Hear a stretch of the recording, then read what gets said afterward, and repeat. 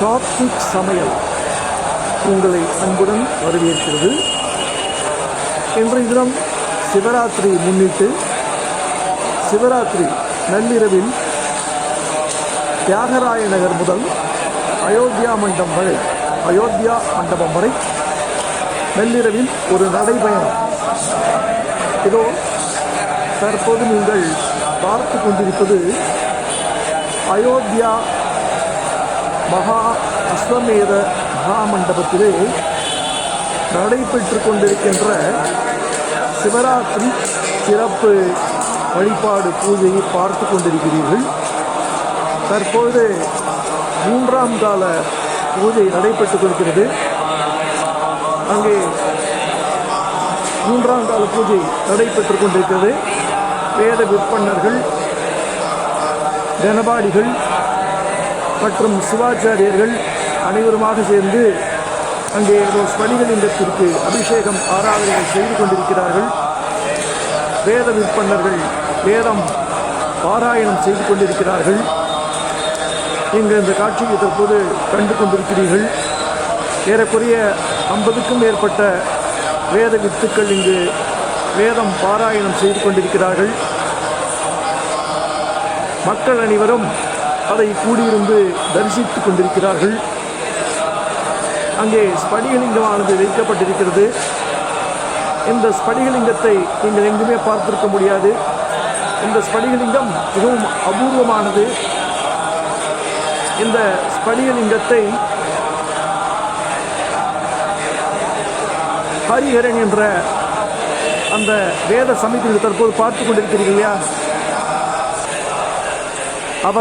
அவர் இந்த ஸ்படிகலிங்கத்தை நேபாளில் இருந்து வாங்கி வந்திருக்கிறார். இதோ பார்க்கிறது ஸ்படிகலிங்கத்தை பார்த்து கொண்டிருக்கிறீர்கள். அபிஷேகம் நடைபெற்றுக் கொண்டிருக்கிறது. ஏழனி அபிஷேகம். ஏழநீரை சிவாச்சாரியார் அங்கே லிங்கத்தின் மீது அபிஷேகம் செய்து கொண்டிருக்கிறார். வேதம் மந்திரங்கள் முழங்கப்படுகின்றன.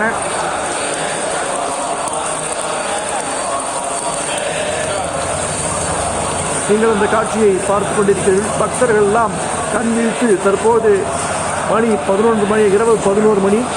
அனைவரும் இங்கு கண் விழித்து அந்த சிவராத்திரி என்று கண் விழித்து பார்த்து கொண்டிருக்கிறார்கள், தரிசித்துக் கொண்டிருக்கிறார்கள்.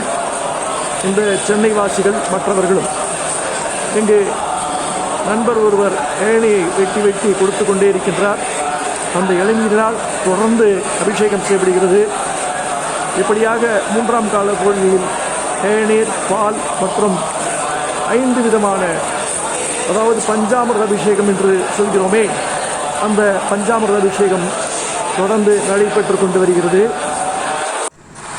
எப்போது நீங்கள் பார்த்து கொண்டிருப்பது ஆரியகவுடா ரோடு, அயோத்தியா மற்றும் ஆரியகவுடா ரோடு என்ற ரோடை பார்த்து கொண்டிருக்கிறீர்கள். இரவு மணி 11:30. திருச்சோடி காணப்படுவதை பார்க்கலாம். ஒன்றிருவர் அந்த சிவராத்திரியில் கோவிலுக்கு செல்வதற்காக வண்டியில் செல்கிறார்கள். தற்போது சங்கரமடத்தில் சுகத்தில் அமைக்கப்பட்டுள்ள மாம்பழம் சங்கரமடத்தில் அமைக்கப்பட்டுள்ள அந்த ஆடலரசன் விளக்கு சொல்கிறார். பக்கத்தில் இருப்பது காசி விஸ்வநாதர் கோவில், சுப்பையா தெரு அமைந்துள்ள பிரம்மாண்டமான காசி விஸ்வநாதர் கோவில். இந்த சங்கரமடத்தின் முன்னையே தற்போது பார்த்து கொண்டிருக்கிறோம். இந்த காஞ்சி காமத்தோடு சங்கரமடம் மேற்கு மாம்பலம் கிளையில் அந்த காமாட்சி அம்மனின் சன்னதியிலேயே தற்போது மீண்டும் ஸ்படிகலிங்கத்திற்கு அபிஷேகம் ஆராதனைகள் நடைபெற்று கொண்டிருக்கின்றன. மீண்டும் தற்போது 3ஆவது கால பூஜை நடைபெற்று வருகிறது. தற்போது அந்த கோசாலையை பார்த்து கொண்டிருக்கிறோம். மாடுகள் எல்லாம் ஓய்வு எடுத்துக் கொண்டிருக்கின்றன. பசுமாடுகள். கோசாலை, சங்கரமட கோசாலை.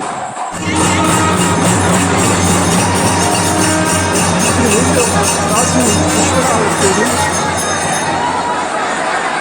நன்றாக தரிசனம். இரவு 12 மணிக்கு அங்கு உள்ள கூட்டத்தை நீங்கள் பார்க்கலாம். என்பதை பார்க்கலாம். பக்தர்கள் சிவனடியார்கள் அந்த கோஷத்தையும் அவர்களின் தரிசனத்திற்காக மூன்றாம் கால தீபாவளி தரிசனத்திற்காக அவர்கள் எல்லோரும் காத்துக் கொண்டிருக்கிறார்கள். அங்கே கோஷைகள் ஏற்படுத்தப்பட்டுக் கொண்டிருக்கின்றன.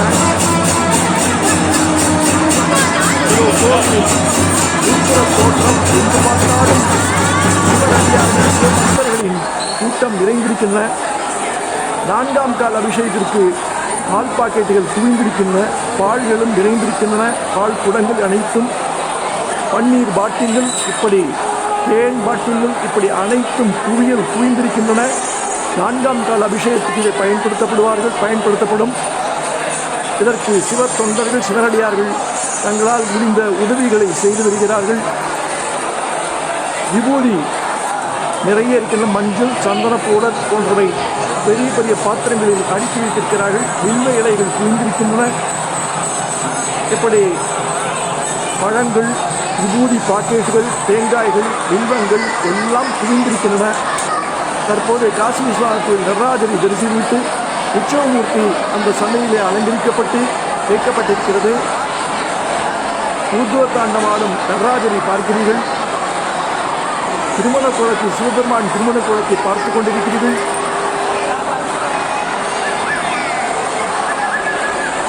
எங்கு பார்த்தாலும் கோவில் முழுவதும் சிவனடியார்களும் சிவபக்தர்களும் எங்கு பார்த்தாலும் அந்த 12 மணி பொழுதில் நீங்கள் பார்க்கிறீர்கள். இரவு 12 மணி பொழுது தற்போது அந்த பிரகாரத்திலே 12 ஜோதிர்லிங்கங்கள் வைக்கப்படுவது வழக்கம். ஒவ்வொரு வருடமும் இந்த ஆண்டு பிரகாரத்திலே வைத்திருக்கிறார்கள். இதோ அந்த 12 ஜோதிர்லிங்கங்களை நீங்கள் வரிசையாக தரிசிக்கலாம். ஒன்றொன்றாக எதுவாக தரிசித்து வாருங்கள். உங்களுக்காக நமது வீடியோகிராஃபர் மிகவும் நேர்த்தியாக அழகாக அந்த பெயர்களையும் நீங்கள் பார்க்கும்படியாக எடுத்திருக்கிறார். ஒவ்வொரு லிங்கங்களையும் தரிசித்து உங்களுக்கு வேண்டியவற்றை வேண்டிக் கொள்ளுங்கள். அடுத்த ஆண்டும் இதே போல சிறப்பாக நடைபெற வேண்டும், நாங்கள் எல்லாம் வந்து பார்க்க வேண்டும் என்று இரவிடத்திலே வரன் வேண்டி கேட்டுக்கொள்ளுங்கள். மரகத லிங்கத்தை தரிசித்தீர்கள். அந்த லிங்கங்களின் பெயர்கள் பட்டியல் கீழே தரப்பட்டிருக்கிறது. அதை அப்படியே பார்த்து கொள்ளுங்கள். இப்படி பல வகையான லிங்கங்கள் அங்கு அமைக்கப்பட்டிருக்கிறது.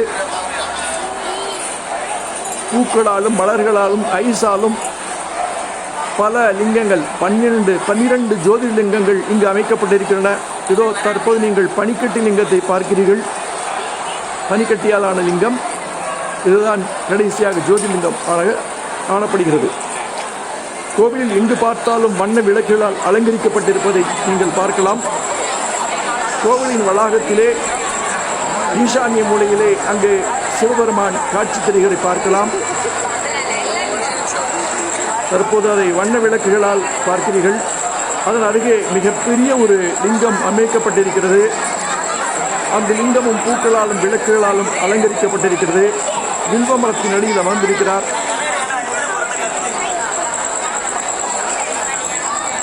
இப்படி எங்கு பார்த்தாலும் கோவில் முழுவதும் வண்ண விளக்குகள் அலங்கரிக்கப்பட்டிருக்கிறது.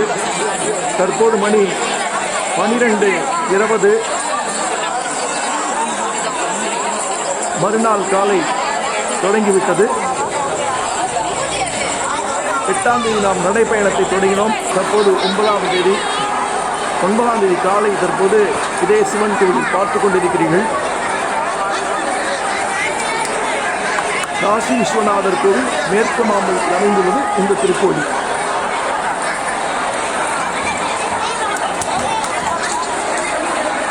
துவஜஸ்தம்பத்தை பார்த்து கொண்டிருக்கிறீர்கள். தற்போது துவஜஸ்தம்பமாக பார்த்து கொண்டிருக்கிறீர்கள்.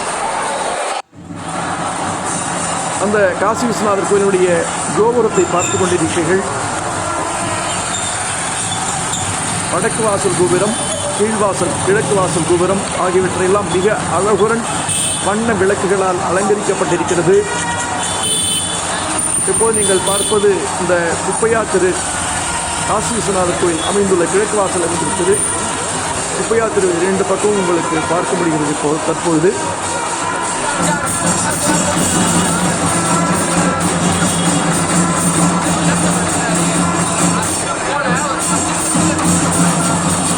பேண்ட் வாத்திய முழக்கங்கள் கேட்கப்படுகிறது. ஒரு சிவபக்தர் தனது வழிமீது ரிஷபத்தின் 2 தோப்புகளை வைத்துக் கொண்டு ரிஷபவேஷம் அணிந்து கொண்டு இப்பொழுது இது நடனம் ஆடிக்கொண்டிருக்கும் காட்சியை தான் நாங்கள் பார்த்துக் கொண்டிருக்கிறீர்கள்.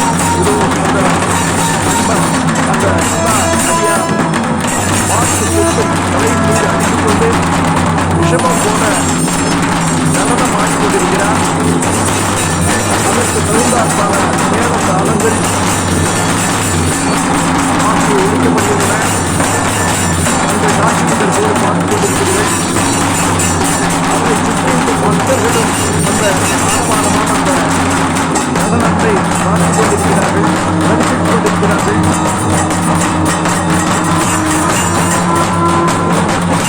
அந்த தற்போது கோபுரத்தில் அலங்கரிக்கப்பட்டதை சீக்கிரமாக பார்க்கிறீர்கள். தொடர்ந்து ஆடிக்கொண்டிருக்கிறார். பக்தர்கள் உற்சாகப்படுத்துகிறார்.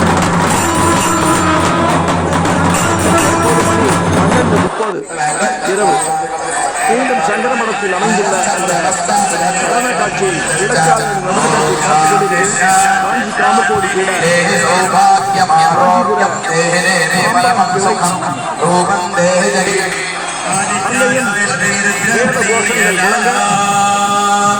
அங்கேயும் சிவலிங்கத்திற்கு ஸ்படிகலிங்கத்திற்கு அபிஷேகம் ஆராதனைகள் நடைபெற்று வந்து கொண்டிருக்கிறது. காமாட்சி அம்மன் சன்னதியிலே அதுதான் தற்போது தரிசித்துக் கொண்டிருக்கிறீர்கள். இருபுறமும் வேத வித்துக்கள் வேத விற்பனர்கள் அமர்ந்து வேதங்களை பிரபஞ்சனம் செய்து கொண்டிருக்கிறார்கள். அதோ வேதவாக்கியம் வழங்க காமாட்சி அம்மனுக்கு தீபாரணை வைக்கப்பட்டுக் கொண்டிருக்கிறது. மீண்டும் இங்கே 3ஆம் கால பூஜை ஆரம்பிக்க இருக்கிறது. தற்போது கோசாலையினுடைய ஒரு பகுதியை பார்த்து கொண்டிருக்கிறீர்கள். சங்கரமட கோசாலை இரவு நேர காட்சி.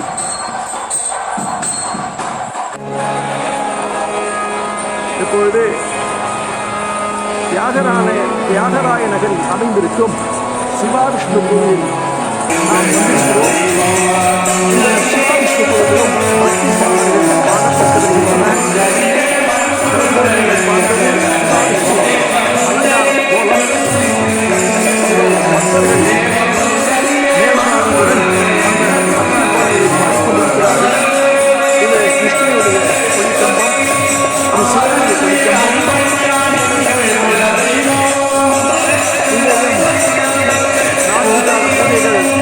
இப்போது 3வது கால பூஜை முடிஞ்சு பக்தர்களும் அலைகடலாக வந்திருப்பதை பார்க்கிறீர்கள். இங்கே ஒரு விசேஷம் என்னவென்றால், சிவன் சந்தையில் ஒரு இடத்திலே மேல்புறத்திலே அங்கே காசி விஸ்வநாதர் சிவலிங்கமாக அமைக்கப்பட்டுள்ளது. அதாவது காசியில் எப்படி அமைந்திருக்குமோ அதே போல் அந்த சிவலிங்கத்திற்கு பால் தண்ணீர் போன்றவற்றை பக்தர்கள் கையாலேயே அபிஷேகம் செய்யலாம் என்பதால் அனைத்து பக்தர்களும் அங்கு கூடி கொஞ்சம் நெருக்கடியாக காணப்படுவதை நீங்கள் பார்க்கலாம். இது கோவிலின் வெளிப்புற தோற்றம். மிகவும் அழகாக அலங்கரிக்கப்பட்டிருக்கிறது. இது சிவாவிஷ்ணு கோவில், தியாகராய நகர். 9ஆம் தேதி காலை 1:30 பார்க்கிறீர்கள். கோபுரங்கள் அலங்கரிக்கப்பட்டிருக்கின்றன. சிவாவிஷ்ணு கோவில், ஈநகர். இதோ அந்த உஸ்மான் சாலையின் ஒரு பகுதியை நீங்கள் பார்த்து கொண்டிருக்கிறீர்கள். இரவு நேரத்தில் நள்ளிரவில் ஒரு சில வாகனங்கள், கோவிலுக்கு செல்லும் பக்தர்கள் அந்த வாகனங்களில் சென்று கொண்டிருக்கிறார்கள். இது உஸ்மான் சாலை, ஈநகர் பேருந்து நிலையத்தை அருகிலுள்ள சிவாவிஷ்ணு கோவிலை தரிசித்துக் கொண்டு அந்த சாலையிலே விளக்குகள் எரிந்து கொண்டிருக்கின்றன. அந்த காட்சியை பார்த்து கொண்டிருக்கிறீர்கள். தற்போது அந்த சப்வே, அதாவது சுரங்கப்பாதை, மேட்லி சுரங்கப்பாதையை பார்த்து கொண்டிருக்கிறீர்கள். எப்படி இருக்கு பாருங்கள். ஜன நடமாட்டம் இல்லாமல் ஓரிரு மக்கள் மட்டும் அந்த சிவராத்திரியை கோவிலில் சென்று பார்ப்பதற்காக ஒரு சில வாகனங்களிலே ஒரு சில பக்தர்கள் காரிலும் டூவீலரும் சென்று கொண்டிருப்பதை பார்க்கலாம். இருசக்கர வாகனத்திலும். இதுதான் சுரங்கப்பாதை, மேட்லி சப்வே. சிவாவிஷ்ணு கோவிலையும் காசி விஸ்வநாதர் காஞ்சி ராமகோடி மேற்கு மாம்பல கிளையையும் இணைக்கும் ஒரு சுரங்கப்பாதை தான் மேட்லி சப்வே. இந்த காட்சியை தற்போது பார்த்து கொண்டிருக்கிறீர்கள். இப்போது மீண்டும் நாம் சங்கர மடத்திற்கு வந்திருக்கிறோம். 3ஆம் கால பூஜை முடியும் தெருவாகி இருக்கிறது.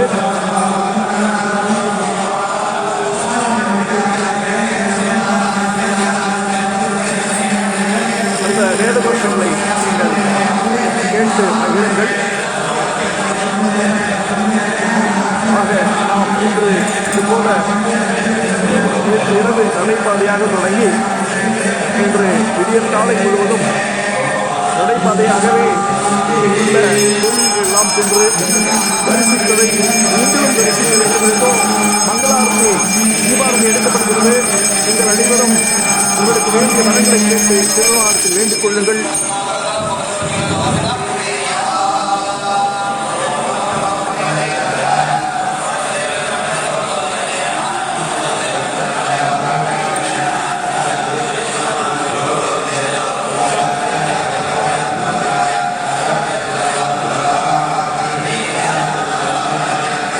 இதோ மிகவும் நெருக்கமாக உங்களுக்கு க்ளோஸ்அப்பை காட்டிக் கொண்டிருக்கிறோம். தரிசிக்க வேண்டிய வரிசைகள் இந்த சிவபெருமானை எங்கோ துன்பமாக இருந்திருப்பவரை இதுதான் வெளித்தோற்றம். சங்கரமடத்தினுடைய வெளிப்புற தோற்றம். இங்கும் வேத விற்பனர்கள் வேதம் பாராயணம் செய்து கொண்டிருக்கிறார்கள்.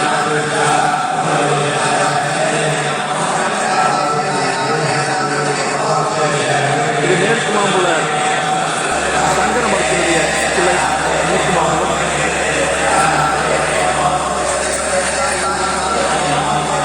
காஞ்சி காமகோட்டி சங்கர மடம், மேற்கு மாம்பல கிளை.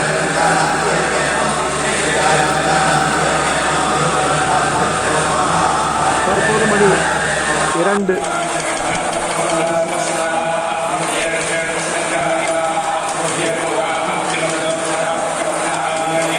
ஒன்பதாம் நாள், மார்ச் மாதம் 9ஆம் நாள் விடியற் காலை 2 மணி தற்பொழுது மீண்டும் நாம் இங்கு அயோத்தியா மண்டபத்திற்கு உங்களை அழைத்து வந்திருக்கிறோம்.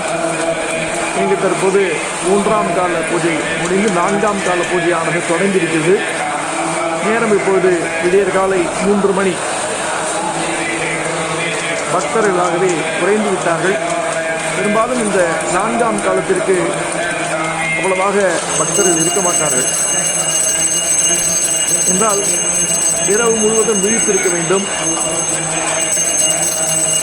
யாரெல்லாம் விழித்திருக்க முடியும் அவர்கள் விழித்திருப்பார்கள். மற்றவர்கள் அவருடைய இல்லத்துக்கு சென்று தூங்கியிருப்பார்கள். ஆகையினாலே 4ஆம் காலம் என்பது விடியற் காலை 3 மணி முதல் 4:30 மணிக்குள்ளாக அந்த அபிஷேக ஆராதனை எல்லாம் முடிந்துவிடும். தற்போது இங்கு 4ஆம் கால அபிஷேகம் நடந்து கொண்டிருக்கிறது. பூஜை நடந்துகிறது. நீங்கள் கடிகாரத்தை பார்க்கலாம். மணி 3:15.